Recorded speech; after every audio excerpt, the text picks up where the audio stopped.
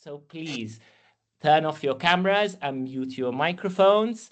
This session is being recorded, so if you don't want to be recorded, please do not turn on your camera or your microphone.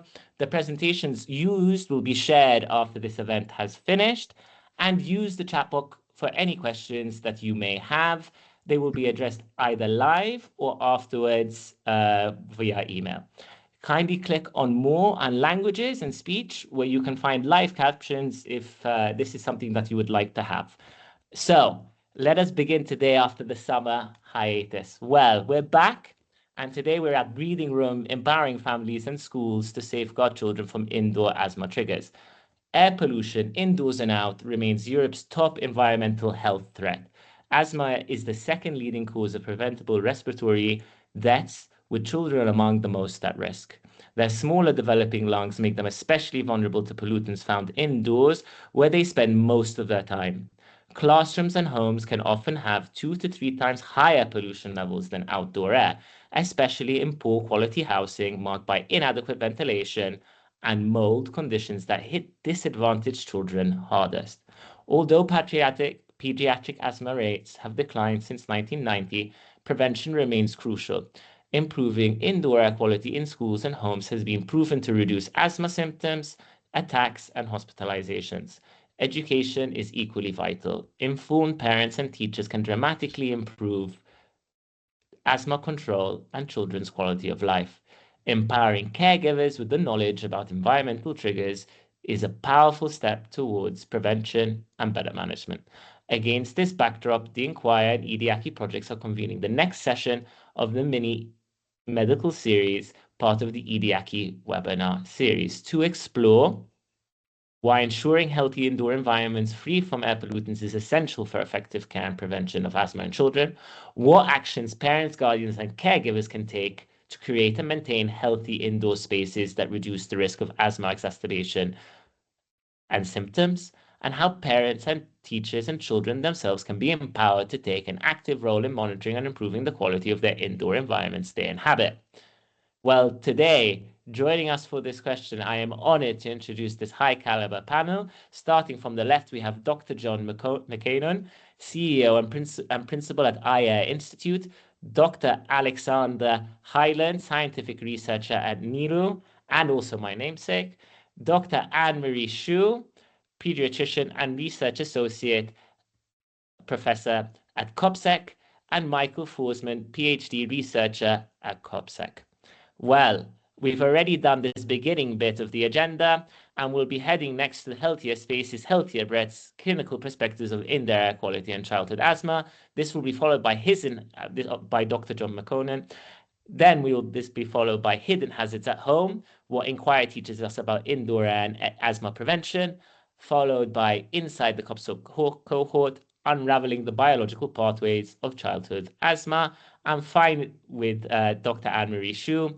And finally, we'll head to Michael for From Data to Diagnosis, what cohort studies reveal about indoor air pollution, asthma, and allergy. And then finally, the panel discussion and the interactive dialogue and questions from the audience. So today, to get us warmed up, we have a Slido, and I will ask my friend and colleague, Gilles, to kindly share his screen. Gilles, could you kindly share your screen? Okay, 10 votes. Thank you. Thank you, everyone. Let's see if we can get a little bit further up here.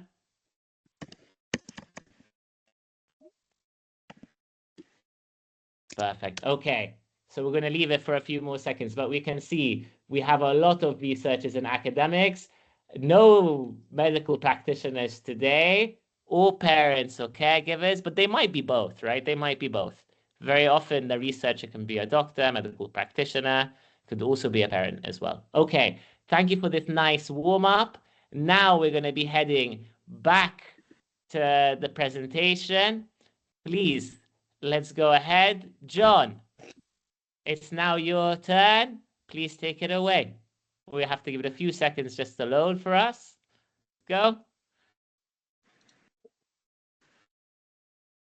Please, John, take it away. The floor is yours.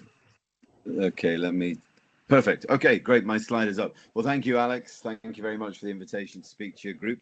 And I appreciate the work you've been doing in the background. We've had a number of preparation calls, and people never really quite realize all the work you and your team put in for a webinar to come together. So thank you for the opportunity to speak to the group.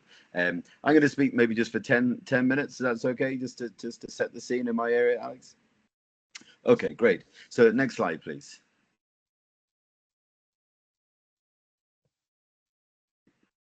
Okay, so there's a rule in Ireland that if you ever give an international talk, you always have to have a quote from one of the Irish literary greats. So this is one of my favorite quotes from George Bernard Shaw, and it's the idea that if we come together as a meeting and just exchange physical objects, one apple, we leave the meeting just with one physical object. But what's fantastic, I think, about the EDIAQI initiative and the Lisbon Council, and particularly a webinar today, Alex, is that we're all coming together. You saw from your Slido there, we've got I am a medic. I'm sure there's other medics on there couldn't quite get to fill out the QR code, but researchers, and we are parents, or people are in business, and we're all coming together today to share ideas. And I think that's a fantastic initiative, because when we leave today, we'll all go together with combined cumulative ideas and new ideas coming from the conversation. So really delighted to speak to the group today, and a diverse group and a very prestigious panel. So thank you for that. Next slide, please.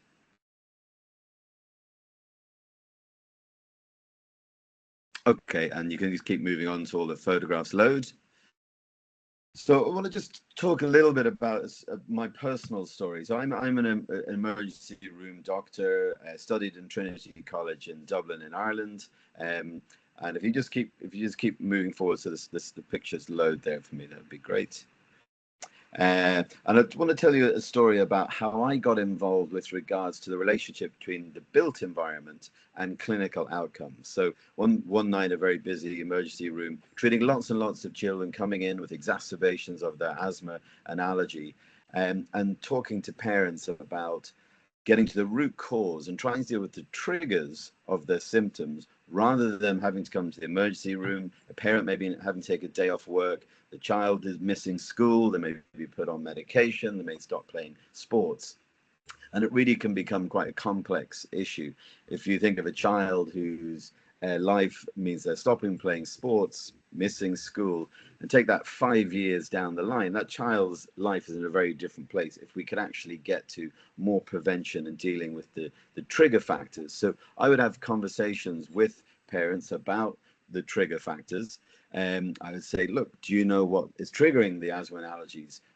As Alex in his opening mentioned, we spend a lot of our time indoors, and those time indoors, it's not just time, it means breaths. You're breathing, and those breaths are taking place in the indoor environment.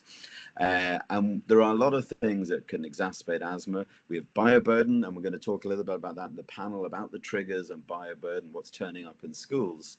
But there's also chemical irritants and particulates, and a whole host of things that we can avoid or optimize an indoor environment to either eliminate those triggers or reduce exposure to those triggers.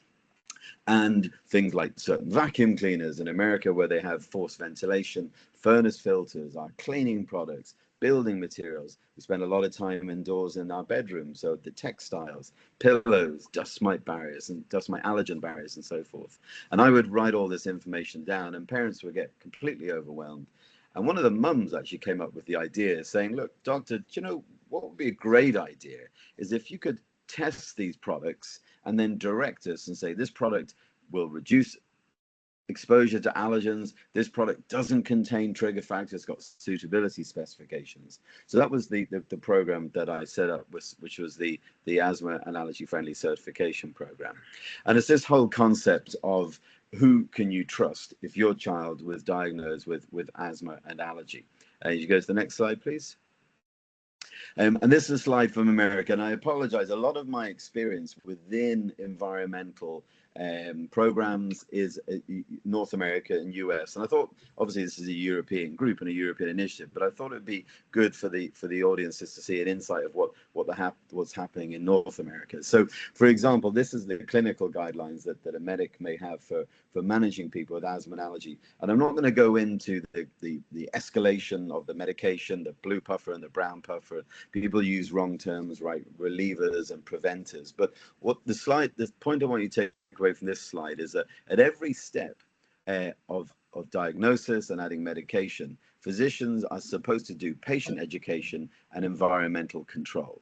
So that actually means before we start people on medication or before we increase their medication, we're supposed to go back and look at education, patient empowerment, environmental control, what's happening in the indoor environment, and how we're managing the indoor environment. So next slide, please. And as I mentioned already, I've actually realized I've got to just sync. There's a button I've got to sync every time to my slides. I think I've worked it out now. So as I said, it can get complicated. Like we're going to talk about the school environment. We're going to talk about the school environment today, but if you think of a home, where are these trigger factors? They're every room in your home, and it gets very, very complicated. So next slide, please. And if you look at, say, the medical advice, this is an example again from EDIAQI, the Journal of Clinical Allergy. This is what the physicians themselves are saying, is that we are advising our parents to, advising our patients to avoid allergens and look for products, but there's very, very little guideline within the environment to direct patients on the advice we're giving them. Next slide, please. And here's an example of what people are Googling. So we know people are confused, and you can see it's corresponding to spring allergy season, and then October is another time because we tend to go back indoors. Trigger factors have built up, say, in school over the summer. Dust has built up. So we can see people are confused, and they're going to what I call Dr. Google. So there's a real need, like this webinar, for us to come into this vacuum, this space, and help our patients. Next slide, please. And if you do a quick landscape analysis, again, this is North America, people think words like hypoallergenic have meaning. But if you look at it, and this is from the FDA website itself, hypoallergenic terms like you find on cosmetics have no actual scientific basis whatsoever. When you see hypoallergenic on a product, it doesn't mean it's been tested. There's absolutely no scientific basis to that claim. Next slide. Or you may see something like this. Oh, I said the eggs. Or you may see something like this on food allergy labeling, where it's actually a carton of eggs, and the allergy advice is may contain eggs. So again, very, very confusing. You've got doctors saying one thing, you've got the FDA saying another thing, you've got consumer labeling. And then if you actually drill in and look at, in again North America, but look at what actually impacts on health and wellness outcomes. 85% of the budget in the USA goes on medication and access to doctors, and that's 4 trillion. That's 20% of their GDP, but all their health KPIs are going in the wrong way. But when we've looked at the research, it's actually healthy behaviors and our environment that has 70% impact on our health outcomes, what we call maybe the social determinants of health. And there's a big mismatch between what we're spending on healthcare and what actually has an impact on health and wellness outcomes in society. So next slide, please. Another example, the Federal Trade Commission. This is a regulatory body. They took an action against a vacuum cleaner company that made false claims about allergies and asthma, and actually had a full product recall with this. So next slide, please. So that's where my whole role as an emergency room doctor, why am I speaking on this webinar? So I developed a program in North America and now internationally, where we will test consumer products and we will actually look at their performance criteria and identify them as being asthma and allergy friendly, which means it's a better choice for people who are trying to avoid various trigger factors in the indoor environment. And if you go to the next slide, you'll see examples like 3M with our furnace filter. There's a companion app where you can actually scan barcodes of consumer products, and it'll give you how it can help you optimize your indoor environment and reduce or eliminate your exposure to trigger factors. Next slide.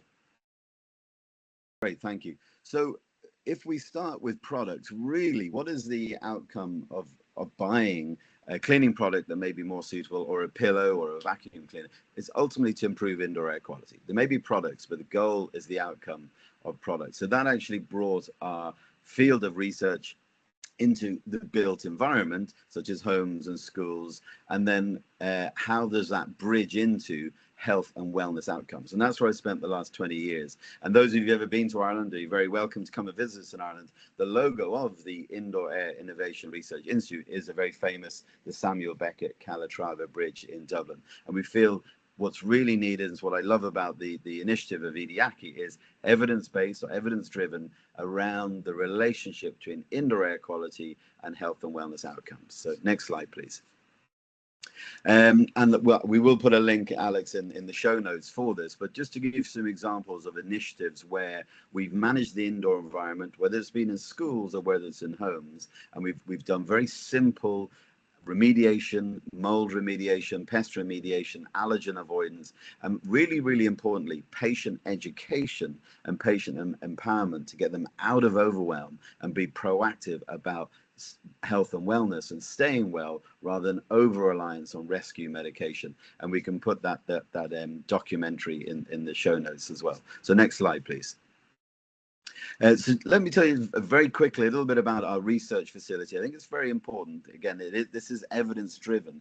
If we are going to make claims about the indoor environment or products that can impact on the indoor environment, such as a cleaning protocol in schools, cleaning products we're going to use in schools.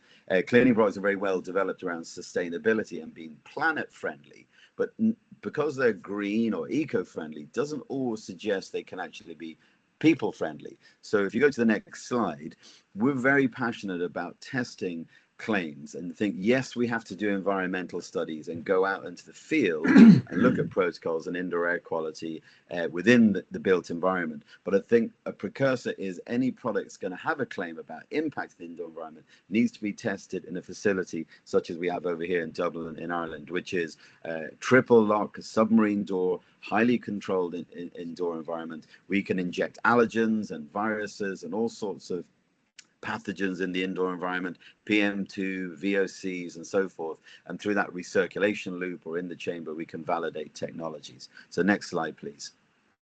And this is the type of work that allergen exposure chambers, we can look at GLP projects for infection control. We can actually put people into some of our larger chambers and look at clinical studies by spraying in allergens and so forth. I think this is very, very important as we move into the area of environmental research.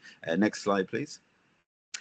This is an example of a ventilation system that they're trying in a building where they're trying to optimize indoor air quality in classrooms. And we will actually take these ventilation systems and put them in the chambers and test them in the chamber before they're installed into the built environment. So next slide, please. So as I wrap up here, because I know a little bit over time, I think there's some big shifts that are happening in society. It's why this initiative is very important, and they're all kind of linked. We're very clear now about the climate agenda, adverse weather events, extreme heat events, forest fires, and so forth.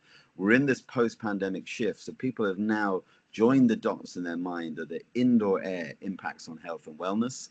There's a huge explosion in technology, whether that's air cleaning technology like germicidal UV and all those technologies are under investigation, but also sensor technology and joined up Internet of Things we've had for a while. Now a sensor and AI and machine learning is going to be a big shift there.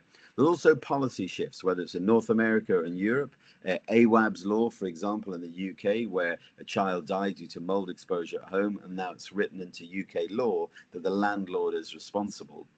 And also in general in society, people with mindfulness and meditation, they're really looking for staying well rather than over-reliance on rescue medication. Next slide, please. And next slide, just want to roll these forward. Essentially, with the energy agendas I've mentioned, people are dialing down energy exchanges, and there is a operational carbon of businesses and schools, and they have operational energy credits. But really, we need to balance that with indoor air quality. And it's the person that figures out how we develop indoor air quality with energy efficiency. And the slide there that just popped up there, I mentioned about sensor technology. Now it is very easy to actually have these visual displays. And when we get into the Q&A, we'll talk a little bit about how these will impact going forward. And as we finish up, two big initiatives, one in North America, which is the BREATHE program, and obviously the EDIAQI, which you're on today. And there's quite a lot of parallels with that. We can put links to that program in the notes as well. So final slide, just as I wrap up.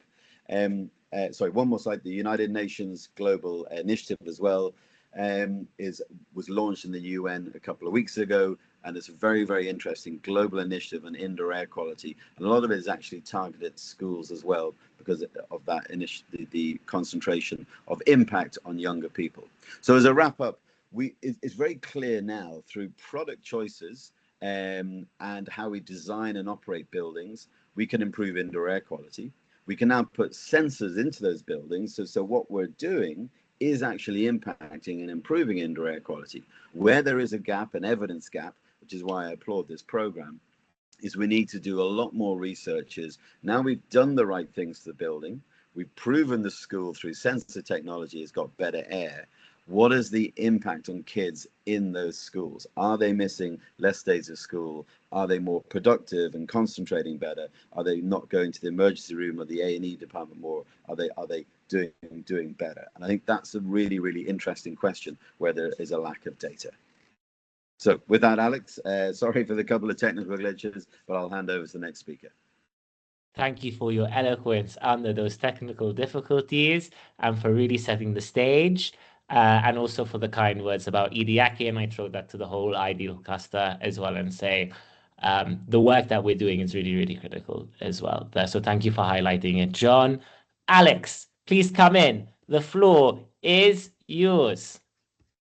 Thank you for that. Can you hear me okay? Loud and clear. All right.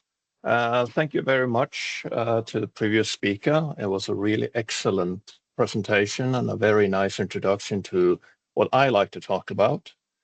I am not a medical person. I'm a chemist, so I will approach this from that angle. Next, please.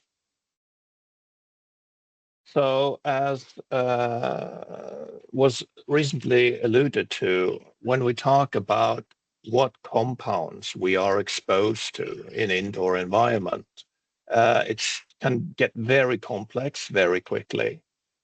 My area of expertise is in volatile organic compounds, or VOCs for short. This is a very big group of chemicals, several thousands of different chemicals. And what they all have in common is that under normal atmospheric pressure and temperature, they tend to stay in the gas phase, which means they are gases. We breathe them in. They are everywhere, and we can't escape them. As the picture here alludes to, there are a large number of different sources to these VOCs, everything from building construction and products that we use, the car in the garage, the detergents that we use, and so on. So to narrow it down a little bit for time's sake, I've decided to focus on 3 specific sources of these VOCs. If you can just bring them up, Alex. So these 3 sources that I want to highlight today is, first of all, paint, wall paint. We paint our houses, both indoors and outdoors, which is just the absolute best way to increase the amount of VOC in your home. It's a thin layer of chemicals that we smear all over our house, and it will stay there and evaporate up to several months, even years after having been applied. Some of the compounds that is evaporating from paint is something like, for example, glycol ethers that has already been studied and found to have some link to allergy and asthma development in children. So it's kind of a weird thing that we actually choose to smear this all over our home, schools, work office, and so on. The other group of sources I want to highlight is fragrances. Perfumes, deodorants, but also fragrances added to other products to make them smell good. And we love good smells. We absolutely love it. We can't get enough of it. But it also is a source of tremendous amount of VOCs and an enormous amount of allergens. So we need to be careful when we use that. And in fact, in my own home country, Norway, there is now a huge debate publicly about the use of perfumes, for example, in schools, because children is reporting coming home with headaches, they feel tired, they suffer from rash and other allergic-like reactions after they stayed at school, and there is a huge amount of perfume that's being used. Even the teachers say they struggle sometimes to stay in the classroom. And then finally, we have the detergents that we use to clean our homes, which is also a huge source of VOCs and sometimes very strong chemicals as well. Studies have shown that the concentration of VOCs can increase tenfold, even 100 times every time someone cleans their floor. So this is also a pretty big source. Next, please. So when we look at how to deal with this, the World Health Organization tend to be the first stop to find guidance and recommendations. So the WHO is currently operating with two groups of chemicals. Group number one is the chemicals that has proven health risk, and because of that, they recommend that we establish some guidelines for this. Examples of these, as you can see, are like benzene, which is a known carcinogen, so is formaldehyde. Carbon monoxide is super toxic. You have air particles that can severely affect your breathing, your heart, and your brain, and so on. Then you have group two, where they claim to have insufficient evidence. And I'm sure some of you is raising an eyebrow. Why is asbestos and pesticides on this list? As we know, those are quite toxic. I'm not sure. It might have something to do that this list has not been updated since 2010. But it's interesting to see that a lot of the compounds that's on both of these lists are detected in the air, in people's homes, all over the world, all the time. These are omnipresent. And so I sometimes wonder why we even have a group two. I think we should take a very hard look at all of them, and I'm about to show you why. If you click one more time. No, go back, please. And there are two more groups of chemicals that I want to talk about that is not mentioned in the paper from WHO. And those are those fragrances that I alluded to earlier. And I also think that we should talk a little bit about plasticizers other than phthalates. We all have heard about phthalates that they put in plastic, but they put so much more than just phthalates in plastic. Sometimes I'm shocked to see hundreds, even thousands of chemicals from a small piece of plastic that we use in our everyday life. So plastic remains a very big source of gas in your home, actually. Next, please. Before we continue, I just want to remind everyone that what we are talking about today, this mapping of chemicals in our homes and the problems they may cause concerning allergy and asthma, in some countries, this is an idea that's so far from being interesting as it can be. I mean, if you look at how many people cook their food nowadays, they even use open fire inside their own homes. So they are exposed to a huge amount of air particles and various phthalates and PAH that is evaporating from wood burning and so on. And there's a lot of countries that has, in fact, no guidelines for indoor air quality whatsoever, even in Central Europe, where we expect everyone to sort of be a bit foresight, have some foresight and understand that we need these guidelines. So just keep that in mind. Next, please. Regarding group 2 chemicals from the World Health Organization, science is moving forward. We're doing extensive research, and a lot of the compounds that is in that group 2 from WHO, as we study them more and more, we discover new things, and it's not all good. So for example, glycols and glycol ethers in home is starting to become omnipresent and sometimes in very high concentration, mostly due to paint and cosmetics. And there is now ample evidence that common household chemicals can be a serious environmental triggers for children concerning asthma and allergies. So there is no lack of scientific evidence that we need to take a closer look at this. Next, please. So I'm part of a project called INQUIRE. It's an EU project. A lot of countries are involved. And what our job is to do is to map out the current state of indoor air quality in private homes across Europe. So we are investigating several countries, more than I'm going to talk about tonight. And we are going through thousands and thousands of chemicals that we have detected both in the air, in dust, in products. We also test blood and urine. And the focus is private homes where there are children. So that's actually one of the criteria if you want to participate as a study subject in this project. You have to have children at home. And looking at some of these chemicals, it's quite astonishing to see how normal it is to find them in people's home. If we look at the Netherlands, both glycol ethers, plasticizers, and the fragrances are found in all of the homes that we study. All of them, not one exceptions. For Estonia, it's 100% on all of these compounds. In Portugal, very close to 100%. If you continue, please.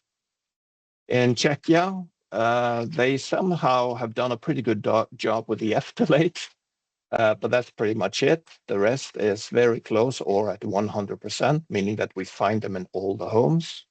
Sweden is so far the country coming out on top, having the best indoor air quality, especially when it comes to phthalates and PAH, but they are still at 100% for both glycol ethers, plasticizers, and fragrances.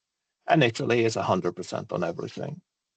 And please notice that fragrance is a 100% in every single home we have investigated across Europe. No exceptions, all of them. So where do we go from here? I mean, what is the danger? If we are all exposed to these chemicals every day, constantly, shouldn't there be some scientific evidence that this is bad for us? Well, first we need to discuss what's the risk of this. Risk can be defined in many different ways, but if we look at this particular problem, I would calculate risk as the exposure to these compounds versus the potential health effects that we have. If you click next, yeah. So the question is, where are we? Because we know that already now I've shown you that we are at 100% on frequency in this graph. We are at the top of this little diagram. We're not halfway up. We're not at the bottom. We are at the top. Everyone is exposed to this. So the next question is, actually, I'm going to throw the ball over to the health effects people, toxicologists and doctors, and ask them, what are the consequences of this? Because now they need to do their work. So are the consequences severe? Are they somewhere in between? Or are they very severe? That's the questions we need to answer. And just to motivate a little bit, if you go to the next slide, these are a list of fragrance allergens that is currently on EU's watch list. These are the compounds that the EU, ECHA, are worried about because they are registered as potential or proven to be allergens. And it's a pretty long list. Next, please. These are the compounds that we have detected so far in our project in people's homes. So this is not theoretical. It's real. These are the compounds you are breathing every day. You are breathing them when you sleep. You're breathing them when you shower. You're breathing them when you eat your food. You're relaxing. So you're breathing them constantly. Yeah. Some of you might have heard of a compound called musc. Musc is a group of compounds that is very commonly used as fragrances in all sorts of products, and one of them is called ambrette. And it was studied by a group of scientists, and they discovered that, okay, this is a very nice smelling compound. It's used in soaps and toiletries all over the world.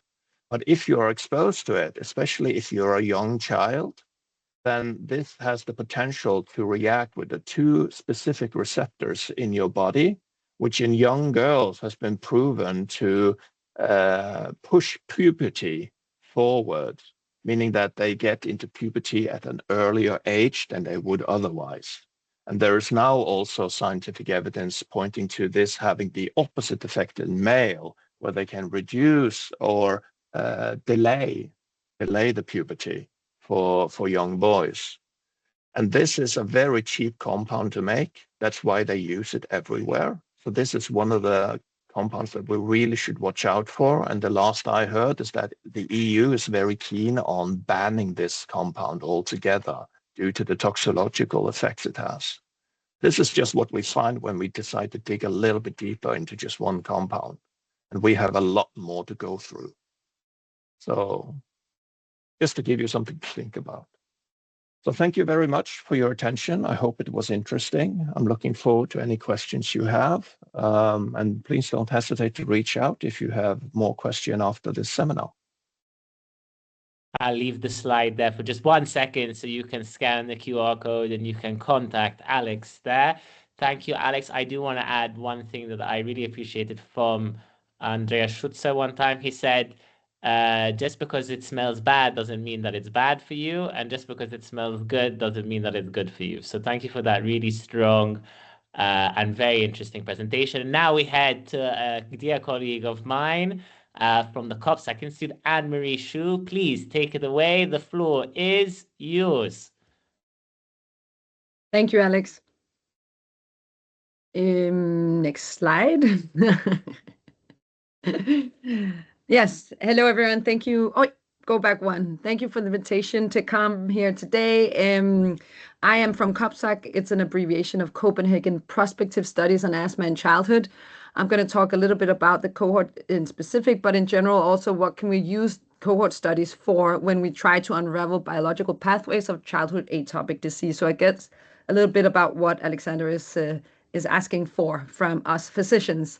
So I'm a researcher, but part-time, and also a senior consultant at 2 different hospitals where I'm in charge of the asthma and allergy clinics. So I see a lot of patients also in my daily life. Yes, and next slide is just boring because those are my conflicts of interest.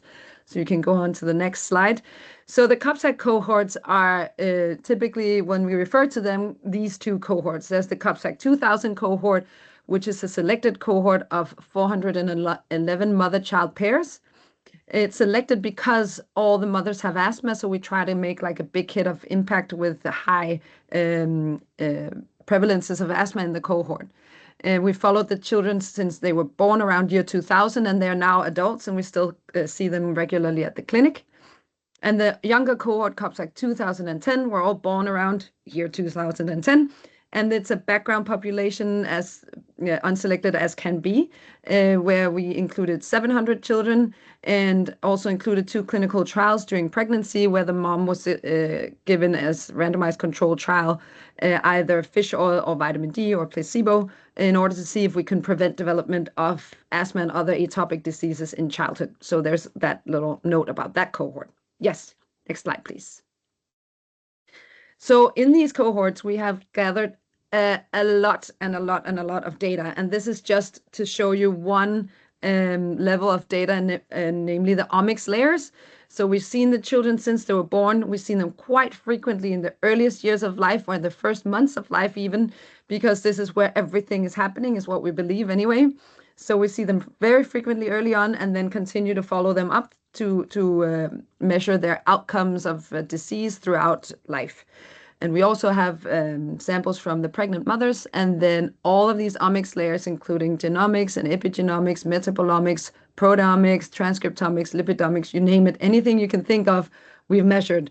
And we use all this data to make high-dimensional integration in order to try and see if we can predict or unravel some of the mechanisms behind development of asthma, allergic diseases, eczema, or atopic dermatitis, and also obesity and cognitive development and psychopathology. So we have included many other outcomes other than just allergic diseases, which was the primary aim of the cohorts, try to kind of figure out asthma. So this has exploded into much, much more. Next slide, please.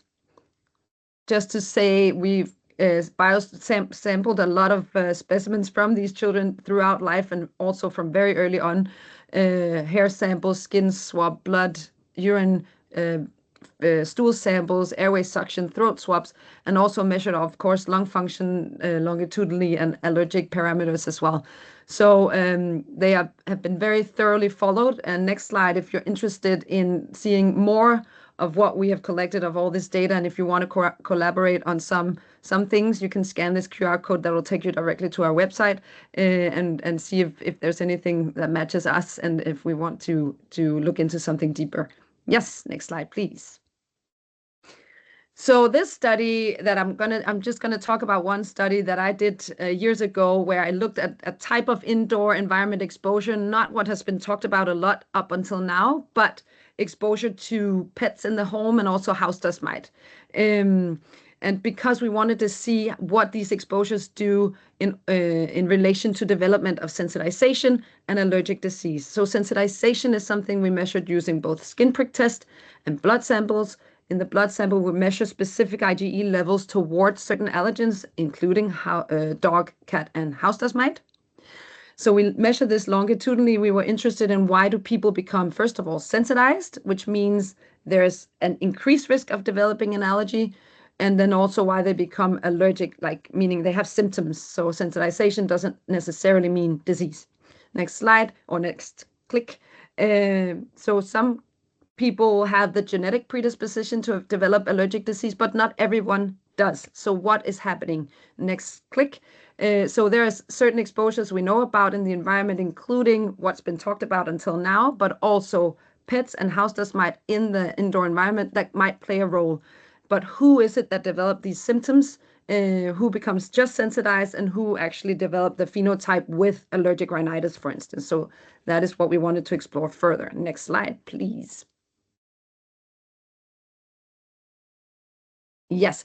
So why is this important? Well, it's important because the exposure to these, well, house dust mite, we can't ask if people have house dust mite in their homes because everyone does at different levels, of course. But dog and cat exposure in the homes in the US and Europe, this is a study including more than 20,000 families, and the exposure is quite immense. There's around 40% exposure in the US to furry pets indoor. So we need to figure out, is this even, what role does this play in the development of allergic diseases in children? Because that's been discussed a lot. And does it contribute, or does it actually protect from development of allergies? Next slide. Oh, yep. So is the allergen exposure something that's protective or inducing? Because we also talk a lot about the window of opportunity in early life where a certain exposure might actually train the immune system to become tolerant to some of these allergens. So it might not always be bad. Next click. Yeah, so the timing of the investigation is really important. We need to look at the exposure before the disease develops, and that's the beauty of cohort studies. We have these longitudinal data where we can look at an exposure before the development of disease. Because if we just look cross-sectionally at 12 years of age, people who have low levels of sensitization may not have a dog in the house because they're actually allergic. And then it looks like dog exposure protects from allergic disease. So we need to have these cohort studies in order to get this early exposure and then the disease outcome later on. Next click. So the aim of this study that was conducted in the COPSAC 2000 data was to explore the association between exposure to dog, cat, and house dust mite perinatally, meaning during pregnancy, first year of life, and the development of allergic sensitization and allergic rhinitis in childhood, like longitudinally. Next slide, please. So first of all, we wanted to check whether or not we had measured exposure in the home well enough. One thing we did was obviously to ask the families, do you have a dog or a cat in your house? But also we measured from dust samples collected at 1 year of age from the beds of the children in the bedroom with vacuum cleaners. We looked at the dust sample to measure the level of actual allergen they were exposed to.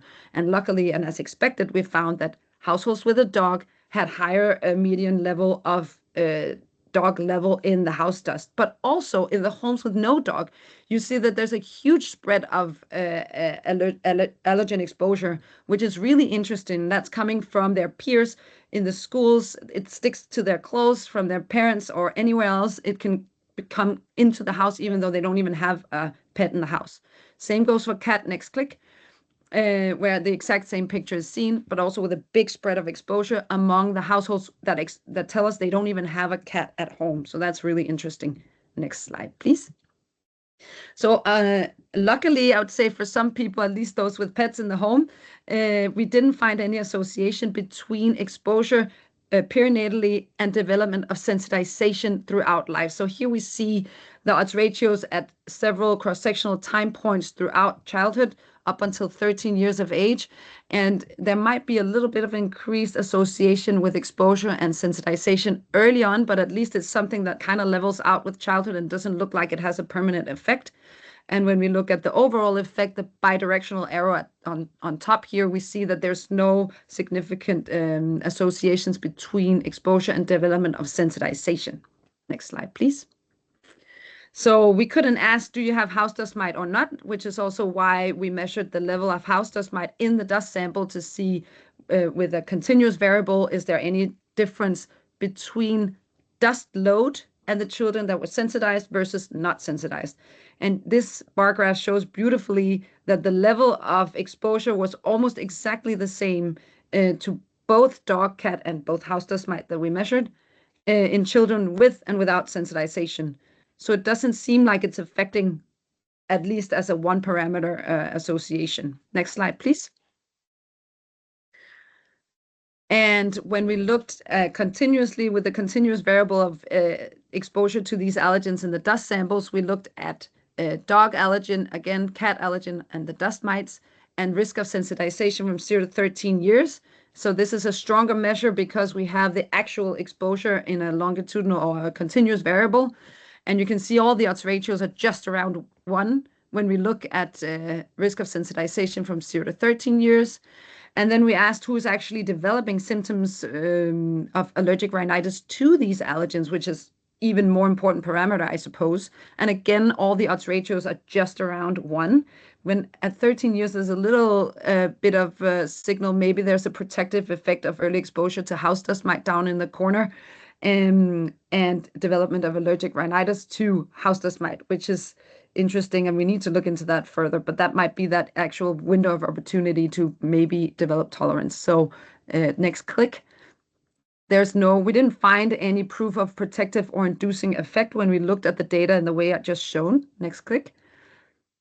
There might be a spike in sensitization early on that leads to a state of tolerance, but we don't really know if that's the mechanism. Next click. So there are definitely other like genetic and environmental factors that play a role. So all these exposures in the indoor environment can definitely be additive. And there's a lot of speculation that, for instance, exposure to pollutants might actually carry these allergens deeper into the lungs, affecting your health even more. So that's definitely something to look into. Next slide. So the clinical implication of this, before this study was done, at least in Denmark, the Danish health authorities actually recommended that children with risk of developing atopic disease, meaning one of the parents had an allergy, should avoid contact with furry animals in the first year of life to prevent development of allergy. And that's bad news for people who like pets and they need to maybe get rid of them if the mom becomes pregnant. And luckily that recommendation has now been removed, and it's not a recommendation that we have in Denmark at least anymore. So that was lucky for all the pets in the households right now. And this is just some of the people that work at COPSAC. There's actually a lot more because we're more than 60 people now. But thank you for listening, and I'm happy to discuss this even further after. Thank you for that really lovely presentation, Thierry. So we went from the, let's say, overarching structure to certain pollutants to the health effects. Now we're going to head to Mike to see the data behind how these health effects are taken. And I'm very glad to hear that I can keep my cat in the house because I do love him, I must say. So please, Michael, take it away. The floor is yours. Yes, thanks. Yes, I'm Michael, and my background's in physics. So I have been mainly thinking about how to, next slide, please. So it's kind of, my main concern is how do we actually make sure that the exposures we are exposed to, the pollutants we are exposed to actually have a specific effect on asthma. So this is also why if you look at the work I'm presenting today is not including adjustments at all, because I want the real numbers for the odds ratio, because as soon as you do adjustments, you will have problems with the odds ratios, right? So yeah, so I'll also work on the 2000 cohort, and the thing which is very nice for this is it's not a case control recruitment, which means that the kids are recruited based on if the mothers have has asthma at the time, so ongoing asthma at the time of the recruitment of the children for the cohort, and it's from asthmatic mother back. Sorry, yeah. sorry.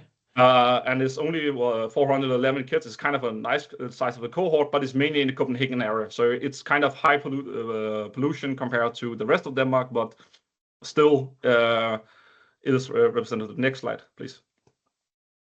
So all of the data we have is that we have indoor and outdoor pollution, but we also have additional exposures, right? So we have exposures based on combustion. We have PM 2.5. and black carbon and VOCs, and we also have lung infections because we know that is kind of collinear with the exposure of pollutions, and it's also very important for predicting asthma in the end. So we are predicting asthma at 10, 12, and 18 years after birth, and we also have the polygenic risk scores, which is from the UK Biobank, and then used on the kids. Gestational age is indirectly a measure of delivery mode in my model, so just to think about that. Next slide, please. Oh, there is missing a slide, right? Yeah, good. One back. Oh, I think that there was a swap in order for you. Oh, okay. That's fine. So just a small amount. Actually, one of the others already talked about this. So there is this kind of pollutants. So the PM 2.5 is actually a big chunk of different kind of particles, which also makes it kind of strange to work with when you're doing analysis, right? So we have pollen, metals, plastic in there, and it's kind of a lot of different sources. And this also will show up in my analysis later that indoor PM 2.5 seems to not be dangerous compared to outdoor, but this is actually, from my perspective, because they have different kind of sources. So it's not the same kind of particles, which actually are indoor compared to outdoor, which can influence the analysis.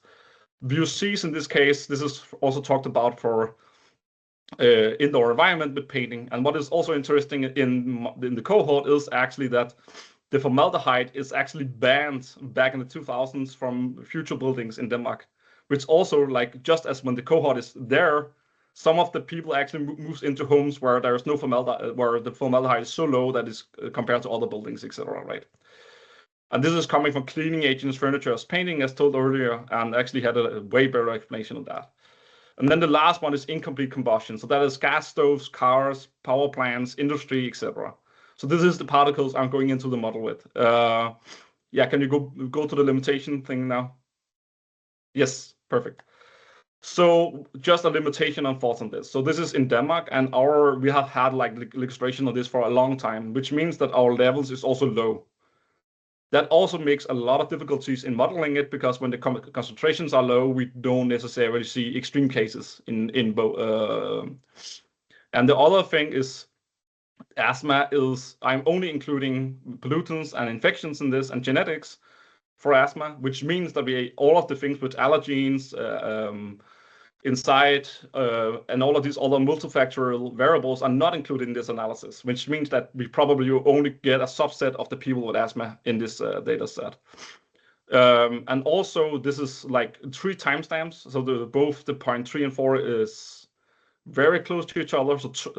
So the indoor like cumulative exposures I'm talking about later is based on 6, 12, and 18 months, and then I have used a model to actually infer the cumulative exposure for the kids. And this also means that we don't have time series. Yeah, and there's a relatively small cohort. So now we're looking at the modeling. The modeling perspective of this is logistic regression versus random forest. And there's a very good reason for this. So logistic regression is basically linear regression, right? So linear regression is basically input to output. So a small increase in PM2.5, how much does it increase the likelihood of asthma? So that is what we're looking at. The random forest instead splits up the data. So you can basically say, if you both have PM2.5, a high PM2.5 and a high NO2, then you get a higher likelihood of asthma. So you don't necessarily need to only have one component, one variable at a time to increase the likelihood of something.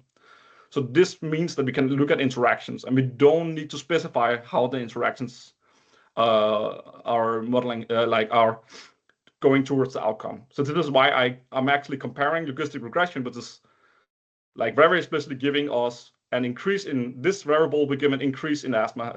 We give this probability of increase in the likelihood of asthma, where a random forest is, we are just predicting, but we can actually look at interactions. So that is why I actually am modeling both of them. Next slide, please.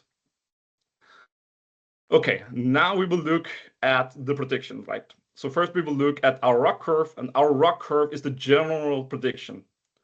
This is also, so 0 means we don't predict anybody correctly, 0.5 is that we predict around 50% correctly, and 1 means that we are predicting everybody correctly. So the first one is our ROC curve is the general trends. So this is for 7, 12, and 18 years. If you look at those numbers, it looks great, right? We are looking at it and saying, oh, okay, we can predict around 70% correct, 60% correct for most timestamps. But when we go down and look at only the people having asthma, how well do we predict people to have asthma who has asthma already? We actually only are hitting around 30%, which means that we are very good at predicting people who are healthy to be healthy, but we are not very good at predicting people who have asthma to have asthma. And this is very important for the future analysis, right? So we can only capture with appolution, we can only capture a subtypes of asthma. So it's only a specific area of asthma we're actually good at predicting in this model, right? Next slide, please. So first we will look at logistic regression. What is the drivers here, right? So what we need to look at is if the bar is showing this bar is showing the odds ratio for each standard deviation of a specific exposure, right? And the bar is showing the 5% mark, and this 95% of the odds ratio, which means that if the bar is not touching the green line, it's significantly associated with the outcome, right? So what we can see here is that, for example, the lower respiratory infections, PM2.5, and some of these are actually significant.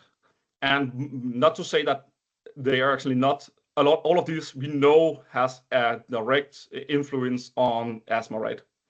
But the difference is here that we also have a lot of collinearity, which also means, like, for example, formaldehyde I talked about earlier was banned from newer buildings in 2000, which also means that if they live in closer to Copenhagen, they will have lower formaldehyde in the buildings because of painting.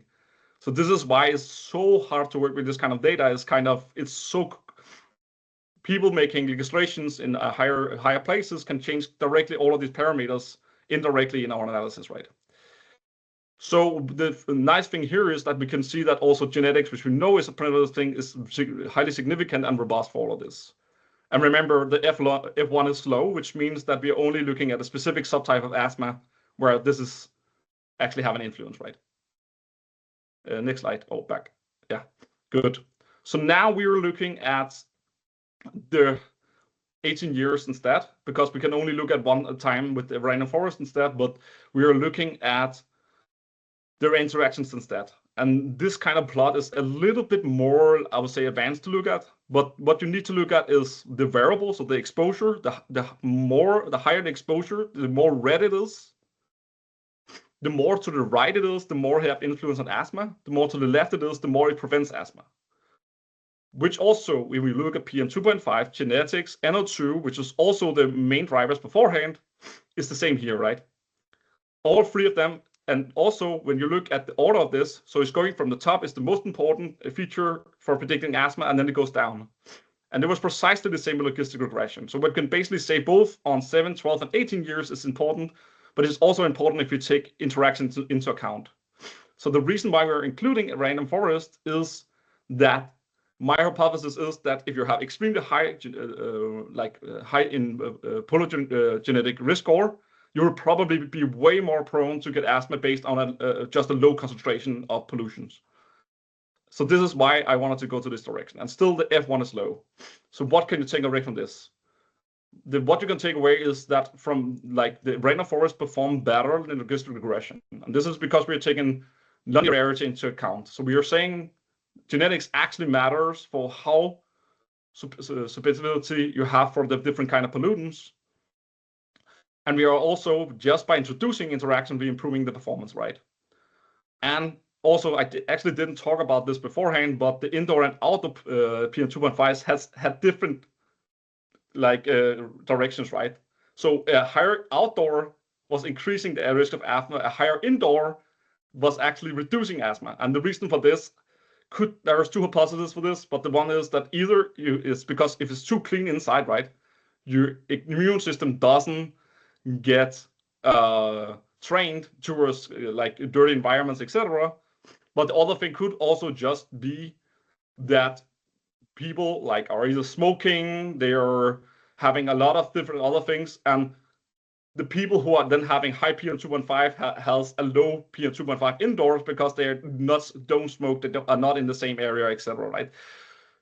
And the last thing, that air pollution is not the only driver of asthma, right? So we do need to be very careful for our air, etc. But we also, there's so many different things driving asthma and lung function, all of this kind of stuff. So we need to be very careful about being too afraid of everything, right?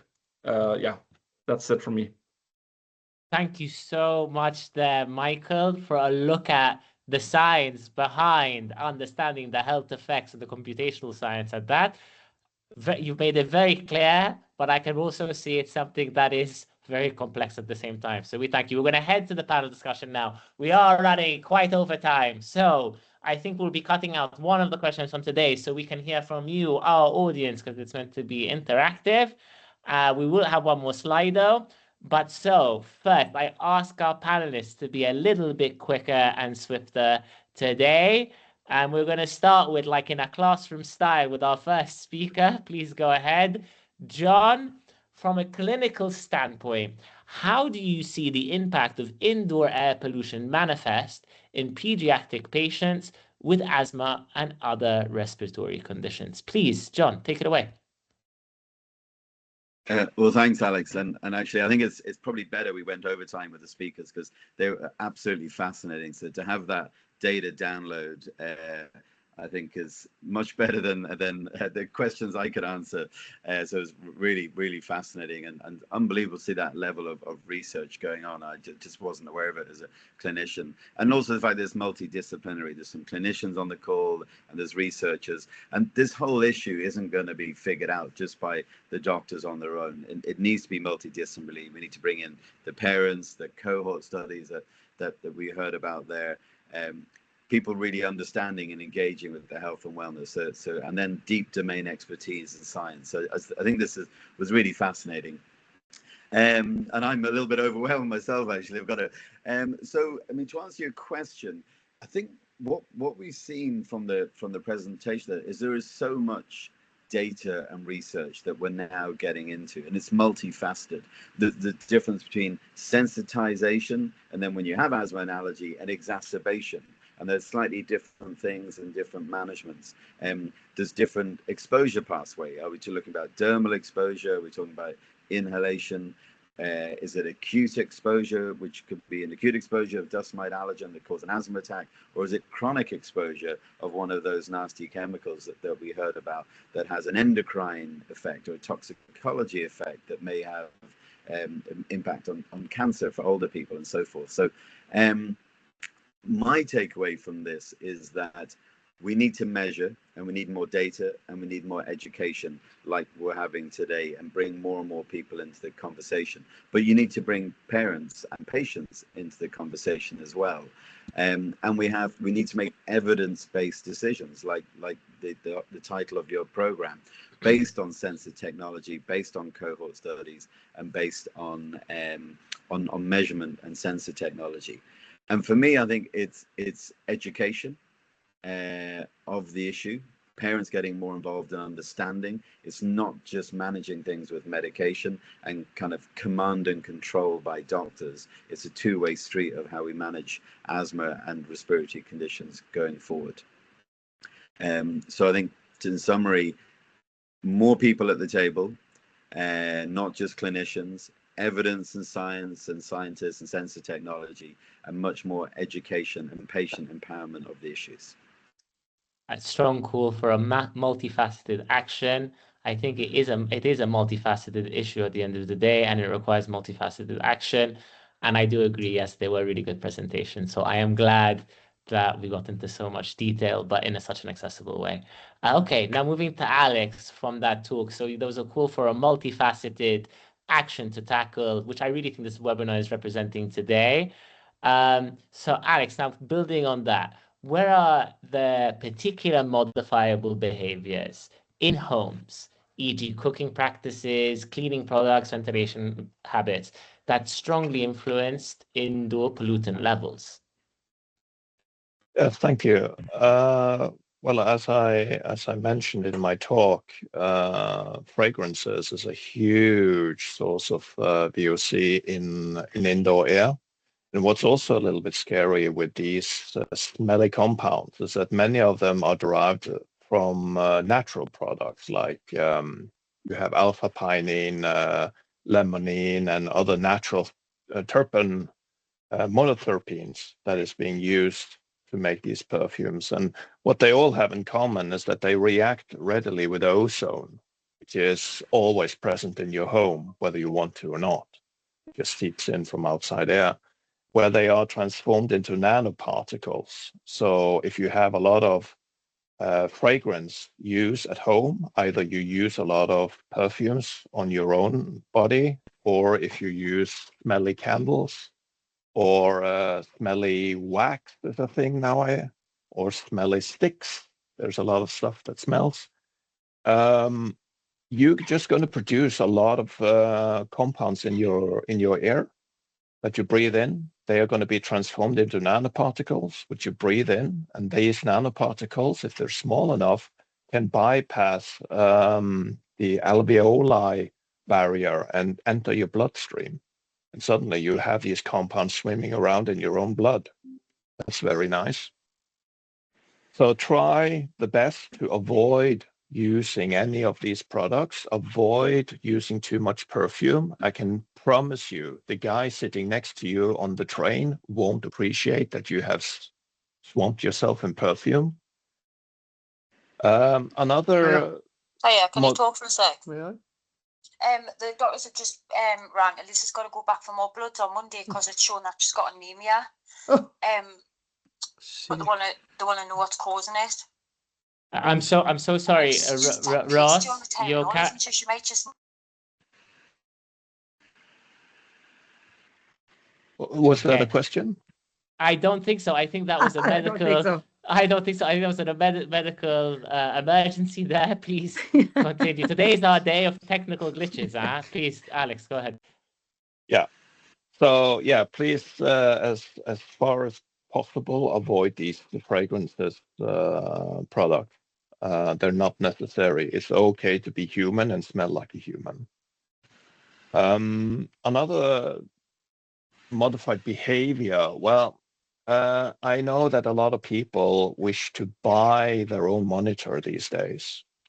They have these automatic monitor or air things, I think they're called in Norway. It's a huge selling product, or other types of automatic monitoring system. It's okay to buy one of these. I kind of like them because when you want to evaluate indoor air, it's a lot more to evaluate than just the VOCs. You should also look at like temperature, relative humidity and stuff like this. And these small gadgets actually measure everything at once.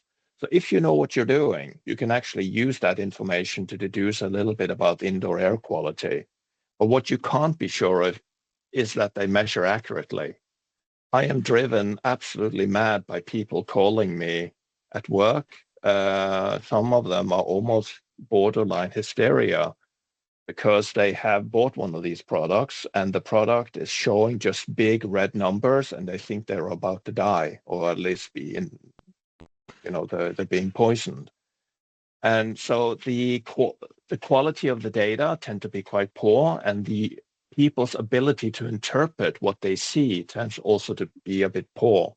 So it's basically, in worst case scenario, just a source of worry, and they should just throw it out. In fact, one of the biggest sellers of these products here in Norway have stopped answering their phone when you call them. They have replaced the person who used to answer that phone with an artificial AI voice that's very pleasant, very patient, and gives you nothing, no answers.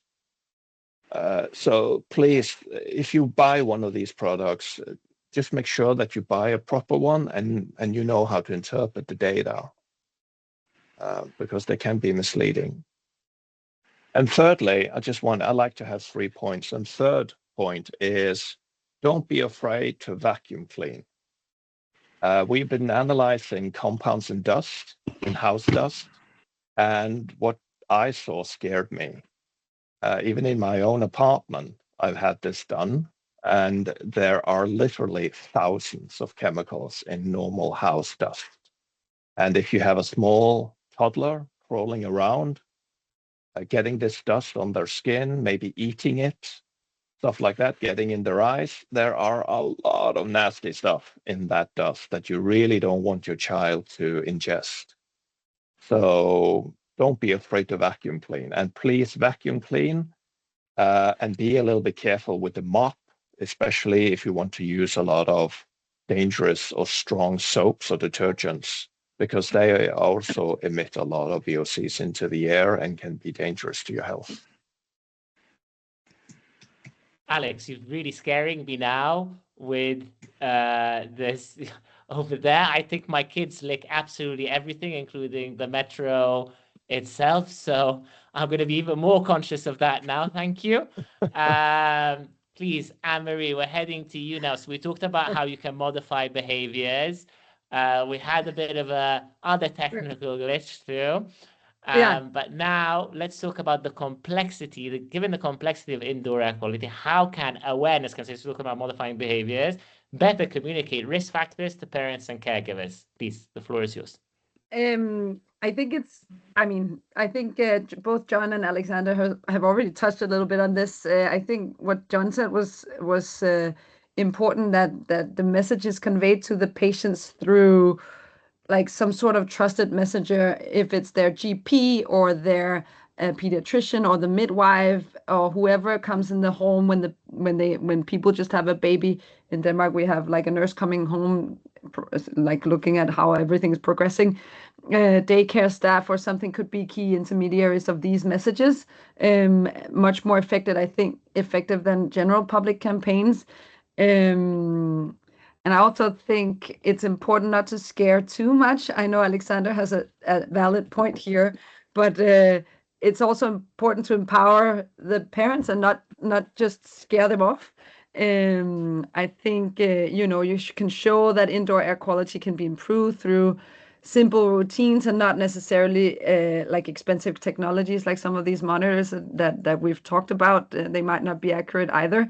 So it can be quite simple. And I think it's important to focus on that and not too much on what they can do wrong and all the bad that's in the dust. I know it's there, but these parents are stressed enough already. And if you stress them out even more, talking about it in those terms, I think it'll make them completely, powerless fighting this battle, because it's there. I mean, it's always there. It's just we talk about how to minimize and improve the indoor air quality. And there are some simple measures you can do, like vacuuming and opening the windows once in a while. So it has to be simple and focus on like the everyday exposures parents can relate to. So scented candles that people love and the cleaning products that smell really bad or strong. They are strong, like they are affecting the indoor air quality for sure. And also the cooking emissions and stuff like that. So it needs to be simple messages that they can handle.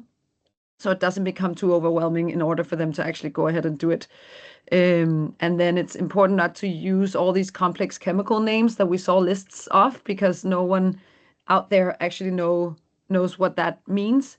It could be more action oriented, like open the window after you clean, avoid sprays around infants, use fragrance-free products, stuff like that. I think it's important to keep it simple for these parents that are already in a super vulnerable place when they have a child, and it's important to focus especially on when there are younger kids and babies in the home, because they are exposed much more and much more vulnerable to these exposures. So we need to set in around that time through trusted advisors such as the GPs.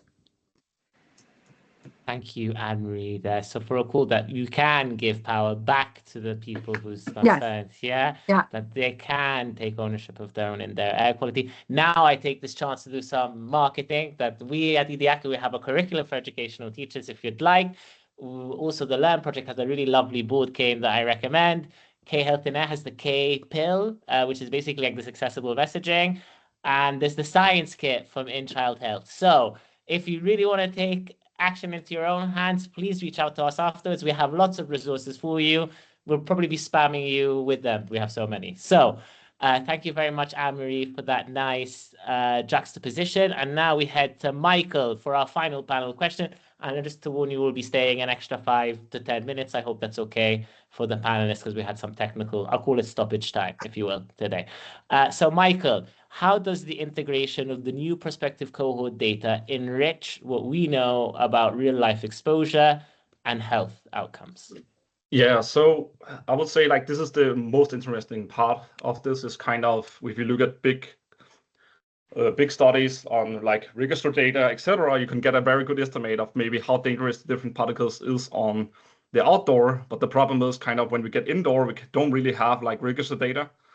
And one of the even more important part is having them at the same time, right? So if you want to estimate the risk, you cannot just like take one model, you predict it for one variable in one place. You need to have them collinear at the same time, because else all of them will be extremely important towards the outcome of what we're actually measuring. So I think this is the whole strength of having new cohorts. And I think in the future, when we actually, like now we are getting monitor systems which can measure every 4th minute, and we can actually get more into what precisely has an impact on the outcome, instead of having this kind of, for example, my cohort study here is like maybe 15 years, 20 years ago, this study was made, right? So it's kind of, it's timestamps, right? And when you have timestamps, you don't get a lot of resolution to actually make prevention and completely understand what is the main mechanism to actually develop these kind of symptoms or to get the health disease in the first case. So this is where I would say like the cohort studies comes in to actually make prevention and understanding the mechanisms to actually figure out how to stop the exposure in the first case, so we don't get the disease beforehand. And this is super strong when we are looking at, I would say, even for governance or for EU, that we can actually stop people from getting the disease in the first place by removing the triggers, right? So this is, from my perspective, this like the whole reason we have cohort studies, especially because we are following people for like the first 18 years of life. We know when they get the disease, we can know what exposures have been introduced to actually get the disease, at least if you have measured it, right? That is the big limitation here. Yes. Michael, thank you for that really nice closing to the panel discussion today. I think we really had a nice look. We went from sort of an overview of the whole space and in terms of this multifaceted approach. Then we took a particular look at the chemicals. From there, we looked at the health effects, and I think it was nice. Okay, we have to be worried about some things, but at the same time, we have the tools and the capabilities to support people to take agency and ownership of their own indoor air quality, even children, which something's very strong, from a very strong point. And then we went to Michael talking about the ways to interpret and understand indoor air quality and the health effects, so that we can really dig into the unknown unknowns as well, right? Because there are some unknown unknowns. Okay, we're staying an extra 10 minutes for stoppage time today. Please ignore these questions because they won't be answered. So really quickly, Gilles, if you could kindly share your screen. If we'd go back to the slide, we're only going to ask you one question to make sure that you're awake and you're with us. Please, Gilles, take it away. Okay, I think we're going a little, just a little bit of time. There we go, Gilles, thank you. Okay, I hope you're up there and you're waiting and you have the link to the, I'm going to share it now again in the chat. Please do answer this. I've only had one vote. I did put, well, not so much time, but some time into making these questions. So please do help me. Okay, 3 votes. That's something full. Let's see if we can get to 10. If we can get to 10, I'll feel happy. Okay, 4 votes. We'll call it, we'll keep it at that then. We're going to give you a few more seconds here.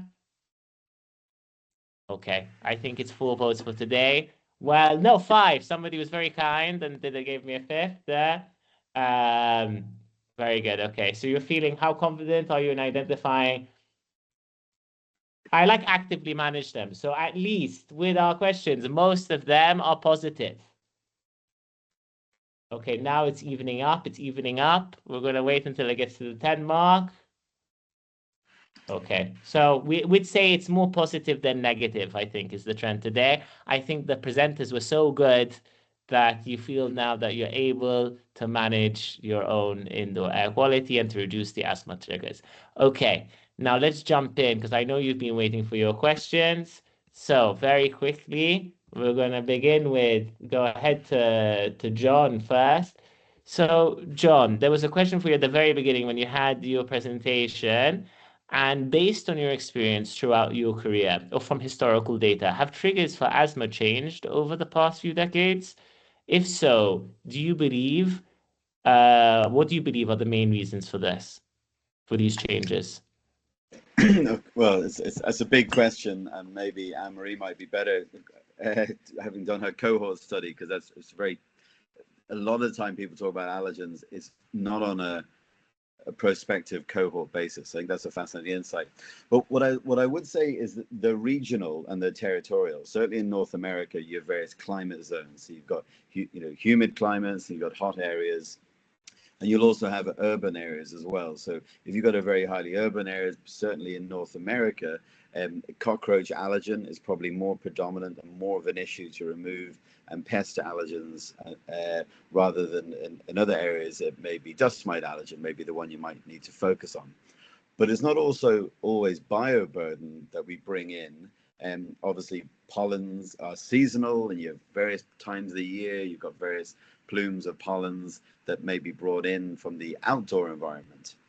So, or you could have other irritants like from forest fires. Like in the old days, we used to talk about fresh air and letting fresh air into our homes. Now we don't call it fresh air, we call it outside air, because sometimes it may not be always be fresh. So you've got to talk about seasonality and your allergen avoidance mechanism for seasons, where you live and in what country, what climate zone you're in, and are you in a highly urban area or other areas.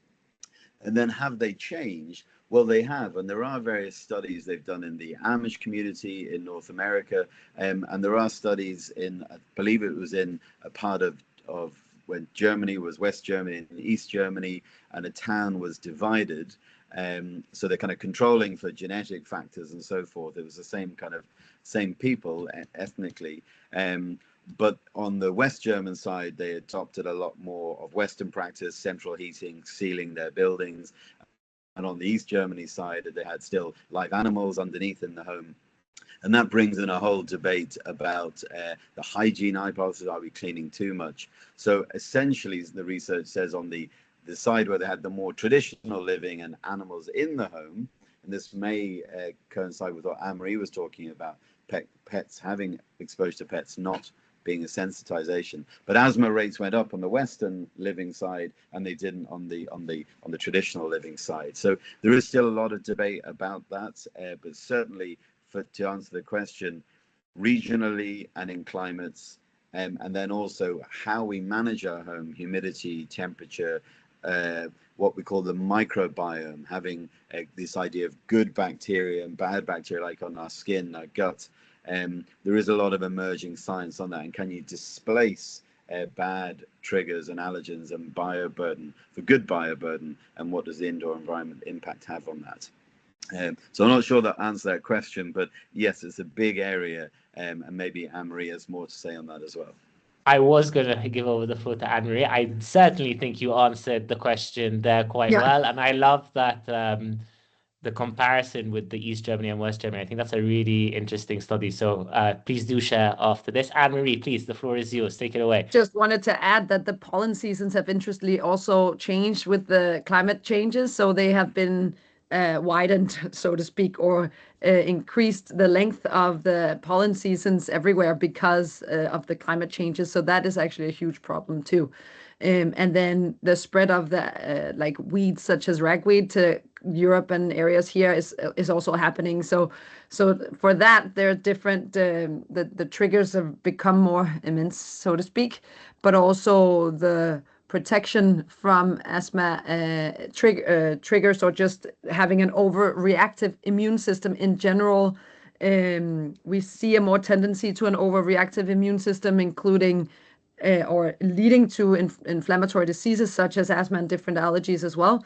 And a lot of speculation about that is controversially to this talk, a too clean environment. So not having all the good bugs around, like John was saying. So it's not just it's not so easy to answer because there's so many factors that plays a role. And we see the increase in cesarean sections and stuff like that also really adds to the susceptibility to these non-communicable diseases because you kind of mess up the exposure to good bugs already from birth. So there's some clear associations there, meaning or leading to an increase in all these types of diseases. So there's a lot of the westernization in our in the way that we live that's contributing to the worsening of asthma. So yeah, that's an important point to measure as well, or mention as well. Very interesting that on the cesarean, I can do the experiment at home because one is cesarean birth and one is a regular one. So I will be helping you with that experiment there. So heading to Alex, because you have two questions, but I want to wrap them up into one, okay? As a chemist, you understand the effort and laboratory equipment required for accurate measurements. Do you feel that affordable measuring PM and VOCs will soon provide private individuals with even a remotely accurate risk estimate? Or do we still need better technology for cost-effective monitoring at home or work, especially since many VOCs are not necessarily harmful? And then just to build on that, Robert had asked, how can we move forward and legislate the ban of use of known toxic chemicals in Europe? So if you can answer those three into one. So do you think low-cost sensors are important? Do you think that they're accurate? And what can we do to legislate in Europe? So I'm going to wrap those three up in one for you. Thank you. Well, the cheaper monitors that you can have access to in your own home tend to be okay. I think you can sort of rely that they give you some accuracy in their measurements, but the problem is they don't tell you what it is. For example, you might see a massive spikes in chemicals in the morning. That's nothing more than a reaction for you to take off the blanket over your body that you've been sleeping under all night, and you release all the VOCs into the air and you see a spike and you might be worried. Or you might see a spike when you clean your house using detergents and you don't see the connection. So if you're going to have a monitoring station in your own home, you should spend some time getting used to having it there and learn to interpret the data without being worried. I think it can be done. Technology is advancing very quickly. So maybe in a few years, we will have something that's quite reliable. And if you see something that you worry about, you can always contact someone, have them come and do an alternative measurements just to verify what the problem is. The other question was move forward, legislate to ban the use of known toxic chemicals. This is a difficult one because there is people making a lot of money on this. The number of chemicals that is put in everyday products is huge, and there's always some money made on this. And it can be necessary to give the product certain attributes, make it hard, make it soft, make it different colors, make it smell. And some producers might worry that they will lose revenue if some of these chemicals are banned. So when we make legislation, we need to be careful so we don't actually make things worse. One example is the ban or the reduced use of oil-based paint. Oil-based paint was that we started to move away from that because it was so smelly when we put it on our walls. But the fact is that oil-based paint contain very few toxic chemicals. They're very smelly in the beginning, but then the smell fades off and it's completely gone after a few weeks, and there is nothing after that.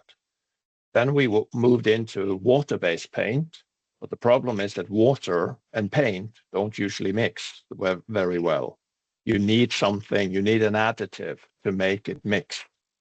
And those are the compounds that we now see is sometimes even dominating indoor air, the additives that we need to use because we went from one product to another. And the question is that better? So it's difficult. It's not a straightforward answer because we want to make things better, but if we don't know how, we can actually make it worse with legislation. So research and the work that is being done with John McKeon and his lab, where they actually test these products, is wonderful. It's exactly what we need. So more of that, please.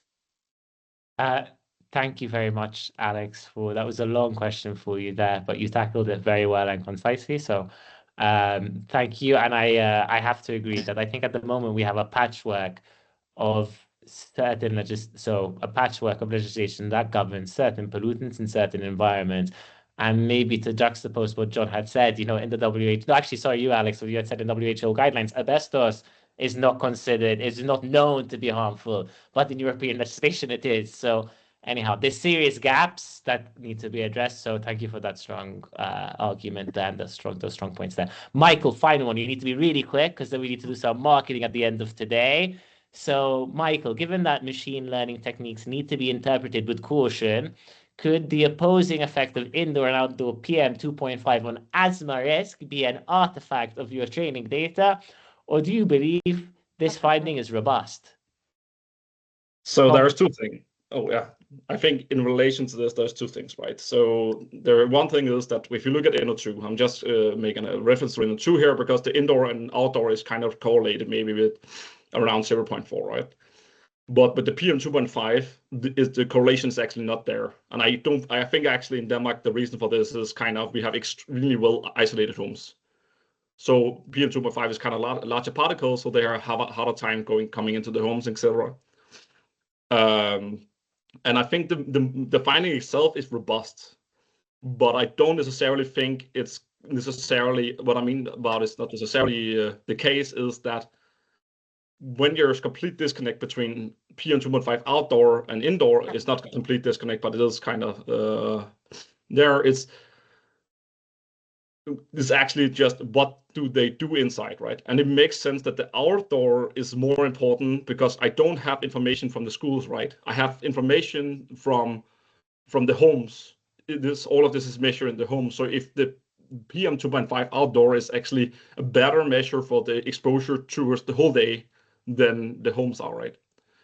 So I think the finding from this cohort is correct, right? But this is only correct for Copenhagen in this period, right?